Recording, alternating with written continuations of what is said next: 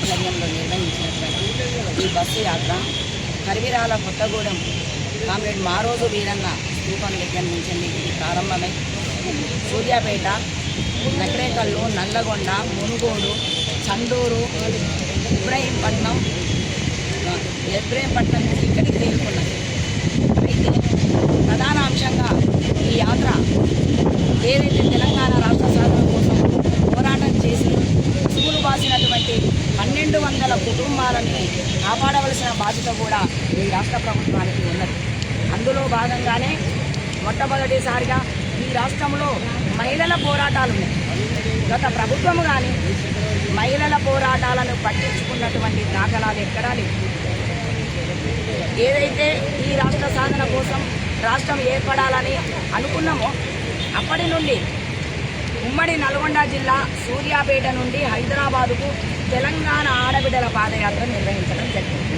ఆ ఆడబిడ్డల పాదయాత్ర కేవలము ఈ పుస్తకాలకు పరిమితమైంది. ఈ పాదయాత్రలో ఒక 500 మంది మహిళలు పాల్గొన్నారు. చదువు రానటువంటి నిరుపేద మహిళలు, కూలీ నాలి చేసుకునే మహిళలు, రోజువారీ కూలీ తెచ్చుకుంటేనే బతికే మహిళలు పాల్గొన్నారు పాదయాత్రలో. దానికి సంబంధించినటువంటి పాదయాత్ర రథసారథిగా నేనున్నాను. నేను ఒక వికలాంగురాలు, గవర్నమెంట్ ఇచ్చినటువంటి సర్టిఫికేట్. నేనేమంటున్నానంటే ఈ రాష్ట్ర ప్రభుత్వము ఏదైతే మహిళల ఉద్యమాలను ఎక్కడ గుర్తించినట్టుగా లేదు.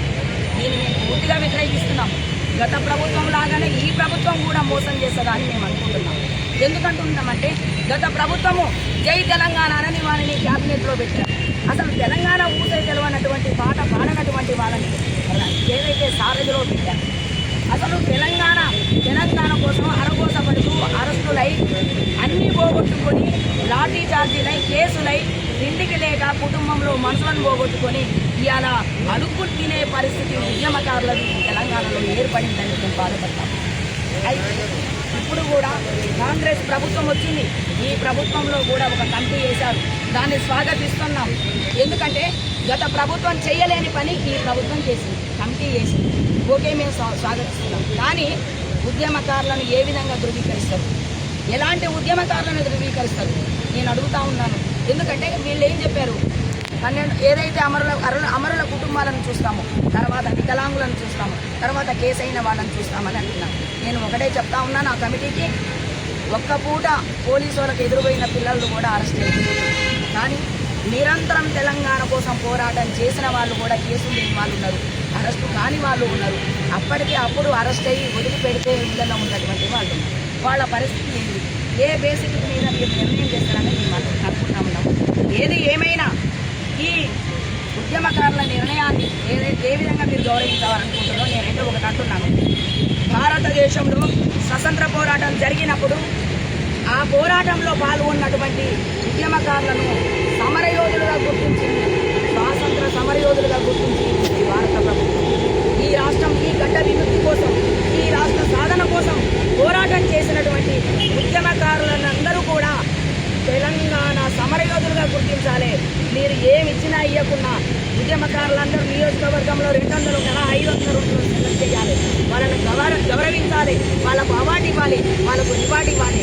ఇల్లు లేనటువంటి వాళ్ళకు ఇల్లు ఇవ్వాలి, చదువుకున్న పిల్లలకు ఉద్యోగాలు ఇవ్వాలి. ఏ పారితోషికం అయితే ఇవ్వాలనుకుంటున్నారో ఇవ్వాలి. నేను మళ్ళీ చెప్తా ఉన్నాను, ఉద్యమకారుల మీద కనుక మీరు కపట ప్రేమ మళ్ళీ ప్రదర్శిస్తే మాత్రం మరో ఉద్యమానికి మేము నాంది పలుకుతాము. మేము గతంలో ఏదైతే తెలంగాణ రాష్ట్ర సాధన కోసం ఈ రాష్ట్రాన్ని కదిలించినామో ఈసారి మాత్రం ఉద్యమకారులకు అన్యాయం జరిగిన, కళాకారులకు సారథిలో ఉద్యోగం ఇవ్వకపోయినా, ఏదైతే ఉద్యమకారులను కాపాడుకోలేకపోయినా మేమైతే తిరుగుబాటు చేస్తామో, ఇది ఉద్యమకారుల ఏదైతే తెలంగాణ జేఏసీ ఉన్నదో దాని ఆధ్వర్యంలోనే ఈ కార్యక్రమాన్ని నిర్వహిస్తామని చెప్తా ఉన్నాం.